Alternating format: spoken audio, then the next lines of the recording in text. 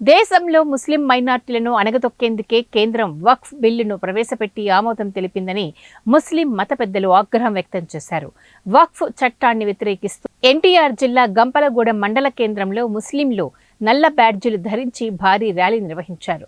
ముస్లింలకు మద్దతు తెలిపిన సిపిఐ పార్టీ, సిపిఐ నాయకులు మాట్లాడుతూ భారత రాజ్యాంగం దేశంలోని పౌర సమాజానికి సమాన హక్కులు కల్పించింది. దేశవ్యాప్తంగా ముస్లిం మైనార్టీల ఆస్తులకు రక్షణగా ఉన్న భూములకు ప్రత్యేక వక్ఫ్ చట్టాన్ని రాజ్యాంగం అమలు చేసిందని గుర్తు చేశారు.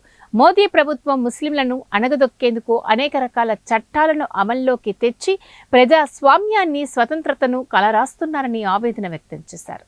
ఇతర కులాల మధ్య మనం ఉన్నప్పుడు పిన్ని బాబాయ్ అని ఎవరు ఏ కులమైనా కలిసిమెలిసి పిన్ని గారు, బాబాయ్ గారు, అన్న, పెదనాన్న అని మాట్లాడుకునే సమాజం మంది.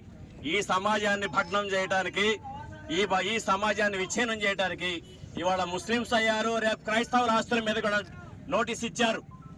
ఇది రాజ్యాంగానికి వ్యతిరేకం. అంబేద్కర్ రాజ్యాంగాన్ని తూట్లు పొడిచి వాళ్ళకి మొన్న 350 స్థానాలు వస్తే ఈ పాటికి అసలు ముస్లింస్ ఈ దేశంలో మన బిల్లు ఏంటి, వక్ఫ్ బోర్డుల బిల్లుకి నిరసన తెలియపరచకపోతే రేపు మళ్ళీ ముస్లింస్ గా ఉన్నటువంటి ఈ దేశంలో మీరంతా వలసగా వచ్చినారు సౌదీ అరేబియా నుంచి, మీరు ఈ దేశంలో ఉండటానికి లేదు, 2 సంవత్సరాలు టైం ఇస్తారంటే వెళ్ళిపోతారా? ఇది భారత పౌరులుగా ఉన్నాం.